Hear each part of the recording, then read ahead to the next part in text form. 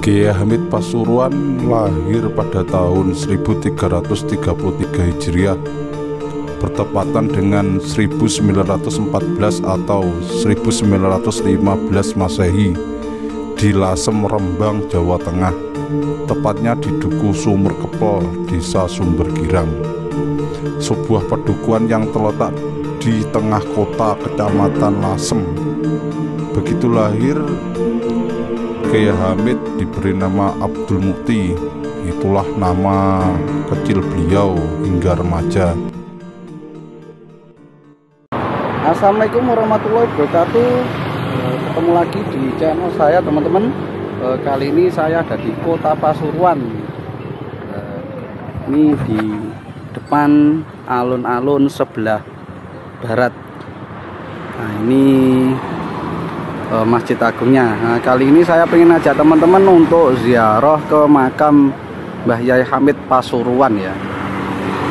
Ini makamnya ada di belakang Masjid Agung Kota Pasuruan, teman-teman. Sebelumnya saya ucapkan terima kasih untuk yang sudah mampir di channel saya. Semoga selalu diberi kesehatan, diberi umur panjang, dan diberi rezeki yang melimpah. Nah, untuk ke makam Mbah Yai Hamid ini lewatnya gang. Ini gang makam masjid, ini ada di sebelah selatannya Masjid Agung Kota Pasuruan. Ini masuk Jalan Kiai Wahid Hasim. Nah, ini pintu masuknya ke jalan ke makam Mbah Yai Hamid. Ini pagi jam 8, teman-teman. Tuh, ini pengunjungnya udah banyak. Nah, di sepanjang jalan untuk menuju makam ini teman-teman bisa beli parfum. Ini ada aneka oleh-oleh ya. Ini ada kopiah, topi, tasbih. Ini ada yang jualan untuk menuju makamnya ya.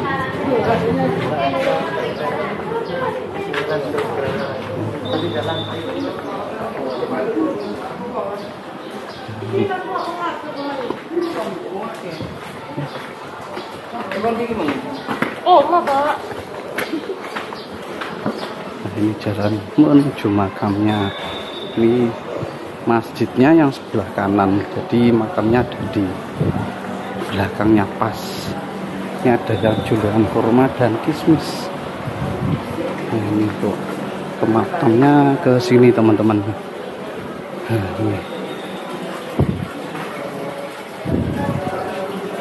ini ada ini tutup ziarah yang tidak berpakaian muslim atau muslimah dilarang masuk. Untuk ke makam Mbah Yai Hamid.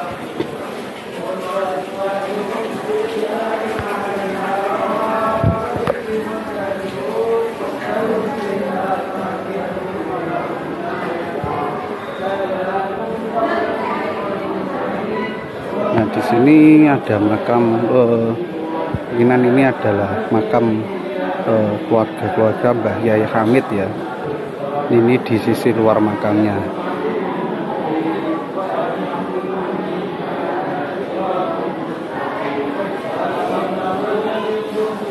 Dan untuk makam Mbah Yai Hamid ini ada di dalam sini, teman-teman.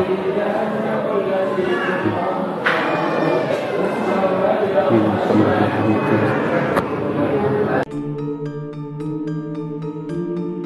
Kiai Hamid Pasuruan lahir pada tahun 1333 Hijriah, bertepatan dengan 1914 atau 1915 Masehi, di Lasem, Rembang, Jawa Tengah, tepatnya di Duku Sumur Kepel, Desa Sumber Girang, sebuah pedukuhan yang terletak di tengah kota Kecamatan Lasem. Ayahandanya bernama Abdullah bin Umar, seorang tokoh Islam yang rajin dan taat beragama. Sedangkan ibunya bernama Raihanah, putri dari Kiai Siddiq. Begitu lahir, Kiai Hamid diberi nama Abdul Mukti. Itulah nama kecil beliau hingga remaja, sebelum namanya berganti menjadi Abdul Hamid. Kiai Hamid Pasuruan semasa kecil dipanggil Dul, dan seringkali panggilan ini diplesetkan menjadi bedudul karena kenakalan beliau. Kiai Hamid memang tumbuh sebagai anak yang lincah, ekstrovert dan nakal. Nakalnya luar biasa, tutur Kiai Haji Hasan Abdillah Glenmore, adik sepupu beliau. Tetapi kenakalan Kiai Abdul Hamid tidak seperti anak-anak sekarang yang sampai mabuk-mabukan atau melakukan perbuatan asusila. Nakalnya Kiai Hamid adalah kenakalan bocah yang masih dalam batas wajar. Tapi untuk ukuran anak seorang kiai dipandang luar biasa. Sebab sehari-hari dia jarang di rumah. Hobinya adalah bermain sepak bola dan layang-layang. Beliau bisa disebut bola mania alias gila sepak bola. Karena banyak bermain, ngajinya otomatis kurang teratur, walaupun bukan ditinggalkan sama sekali. Dia mengaji kepada Kiai Haji Maksum ayahanda Kiai Haji Ali Maksum Yogyakarta dan Kiai Haji Baidowi, dua pentolan ulama Lasem. Ketika mulai beranjak remaja, beliau gemar belajar kanuragan atau semacam ilmu kesaktian. Belajarnya cukup intensif hingga mencapai taraf ilmu yang cukup tinggi sampai bisa menangkap babi jadi-jadian. Meski begitu, sejak kecil beliau sudah menunjukkan tanda-tanda bakal menjadi wali atau setidaknya orang besar. Ketika diajak kakeknya Kiai Muhammad Siddiq Jember pergi haji, Kiai Hamid bertemu dengan Rasulullah. Pada saat haji itulah namanya diganti menjadi Abdul Hamid. Pada usia sekitar 12-13 tahun, beliau dikirim ayahandanya Kiai Abdullah Umar ke Pondok Kasingan Rembang. Maksud ayahandanya untuk meredam kenakalannya. Dia tidak lama di pondok ini, 1 atau 1,5 tahun, kemudian dia pindah ke Pondok Tremas, Pacitan, pondok pimpinan Kiai Haji Dimyati. Dari pondok ini terlahir banyak kiai besar, diantaranya adalah Kiai Ali Maksum Yogyakarta, mantan Rais Am PBNU, Kiai Haji Masduki Lasem, Kiai Haji Abdullah Ghafur Pasuruan, Kiai Haji Harum Banyuwangi, dan masih banyak lagi. Walaupun kegemarannya bermain sepak bola masih berlanjut, di pesantren ini beliau mulai mendapat gemblengan ilmu yang sebenarnya.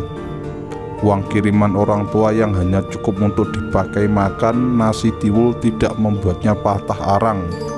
Dia tetap betah tinggal di sana sampai 12 tahun, hingga mencapai taraf keilmuan yang tinggi di berbagai bidang. Setelah 12 tahun belajar di Pondok Tremas, tokoh kita itu dipinang oleh Haji Ahmad Kusyairi untuk dikawinkan dengan putrinya Nafisah.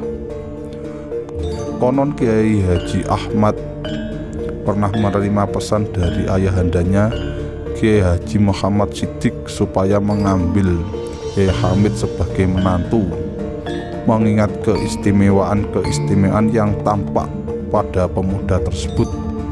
Antara lain saat pergi haji dulu beliau berjumpa dengan Rasulullah. Pernikahan beliau dilangsungkan pada 12 September 1940 Masehi bertepatan dengan 9 Sya'ban 1359 Hijriah. Selepas duhur pukul 1 di Masjid Jami, sekarang menjadi Masjid Agung Al-Anwar Pasuruan. Sejak pernikahan tersebut, Kiai Hamid tinggal di rumah mertuanya 5 atau 6 tahun. Kemudian Kiai Ahmad pindah ke Jember, lalu pindah ke Glenmore, Banyuwangi. Tinggallah kini Kiai Hamid bersama istrinya yang harus berjuang secara mandiri mengarungi samudra kehidupan dalam biduk rumah tangga yang baru. Untuk menghidupi diri dan keluarga, Kiai Hamid berusaha apa saja, dari jual beli sepeda, berdagang, dan sampai menyewa sawah dan berdagang spare part dokar.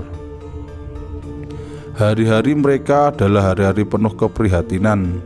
Makan nasi dan kerupuk atau tempe panggang sudah menjadi kebiasaan beliau. Terkadang sarung yang sudah menerawang karena usang masih beliau pakai dengan dilapisi kain serban supaya warna kulitnya tidak terlihat. Tapi Kiai Hamid tak kenal putus asa, beliau tetap berusaha. Kala itu beliau belum terlibat dalam kegiatan pesantren salafiyah, meski tinggal di komplek pesantren. Di tengah hidup prihatin tersebut, beliau mulai punya santri 2 orang yang ditempatkan di sebuah gubuk di halaman rumah.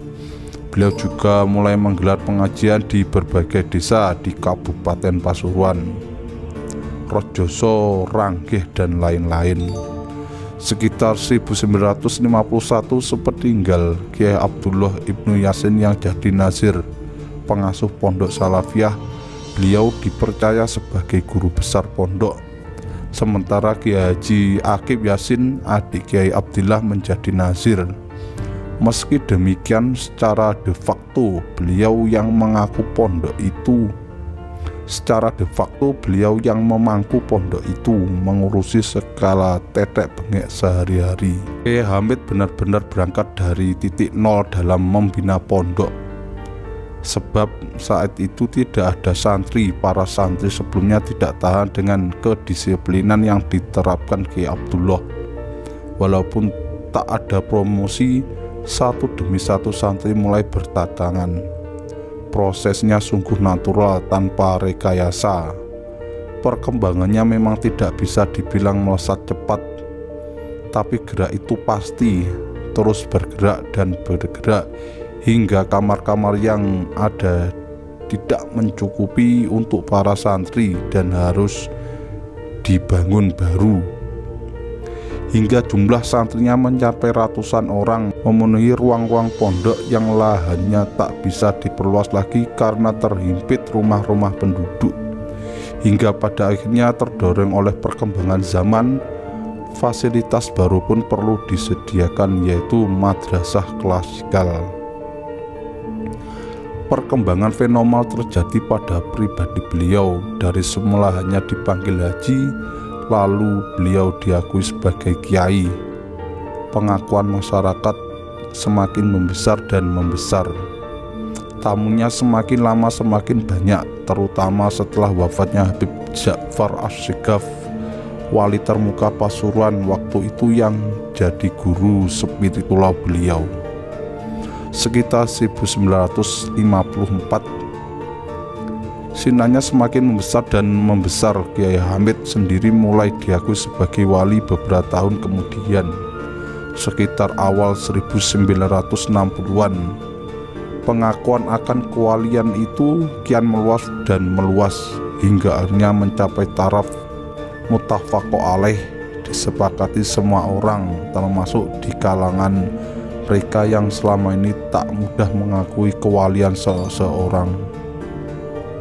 Ketika Kiai Hamid mulai berkiprah di Pasuruan, tak sedikit orang yang merasa tersaingi, terutama ketika beliau menggelar pengajian di kampung-kampung. Maklumlah beliau orang pendatang, ada kiai setempat yang menuduh beliau mencari pengaruh dan menggerogoti santri mereka. Padahal Kiai Hamid mengajar di sana atas permintaan penduduk setempat. Ibarat kata pepatah Jawa, becik ketiti olo ketoro, lambat laun beliau dapat menghapus kesan itu, bukan dengan rekayasa atau politik pencitraan yang canggih, melainkan dengan perbuatan nyata, dengan tetap berjalan lurus dan terutama dengan sifat tawadhu. Kehadiran beliau akhirnya dapat diterima sepenuhnya, bahkan mereka menaruh hormat pada beliau karena sikap tawadhu itu. Karena memang beliau sangat rendah hati. Kalau menghadiri suatu acara, beliau memilih duduk di tempat orang-orang biasa, yaitu di belakang, bukan di depan. Kiai Hamid selalu ndepis menyembunyikan diri di pojok, kata Kiai Hasan. Beliau sangat penyabar, sementara pembawaan beliau halus sekali. Sebenarnya di balik kehalusan itu tersimpan sikap keras dan temperamental. Hanya berkat riyadhah, latihan yang panjang, beliau berhasil meredam sifat cepat amarah itu dan menggantinya dengan sifat sabar dan luar biasa. Riyadhah telah memberi beliau kekuatan nan hebat untuk mengendalikan amarah. Kiai Hamid seperti para wali lainnya adalah tiang penyangga masyarakat, tidak hanya di Pasuruan tapi juga di tempat-tempat lain. Beliau adalah sosok guru moralitas masyarakatnya. Beliau adalah cermin untuk melihat borok-borok diri. Beliau adalah teladan. Beliau adalah panutan. Beliau dipuja di mana-mana, dirubung orang, kemana-mana dikejar orang, walaupun beliau sendiri tidak suka, bahkan marah kalau ada orang yang mengultuskan beliau. Bagaimanapun beliau manusia biasa, Rasulullah pun manusia biasa yang harus merasakan kematian. Sabtu 9 Rabiul Awal 1403 Hijriah bertepatan dengan 25 Desember 1982 Masehi menjadi awal berkabung panjang bagi masyarakat Muslim Pasuruan dan Muslim di tempat lain. Hari itu, saat ayam belum berkokok, hujan tangis memecah kesunyian di rumah dan komplek pesantren Salafiyah. Setelah jatuh anfal beberapa hari sebelumnya dan sempat dirawat di Rumah Sakit Islam Surabaya karena penyakit jantung yang beliau punyai. Beliau menghembuskan nafas terakhir, "Inna lillahi wa inna ilaihi raji'un." Umat pun menangis. Pasuruan seakan terhenti bisu oleh duka yang dalam. Puluhan bahkan ratusan ribu orang berduyun-duyun membanjiri Pasuruan, memenuhi relung-relung Masjid Agung Al-Anwar dan alun-alun kota Pasuruan, memadati gang-gang dan ruas-ruas jalan yang membentang di depannya. Mereka dalam gerak serentak di bawah komando seorang imam, Kiai Haji Ali Maksum Yogyakarta, mengangkat tangan Allahu Akbar 4 kali dalam sholat jenazah yang kolosal. Allahumma firlahu warhamhu, ya Allah ampunilah dosanya dan rahmatilah dia.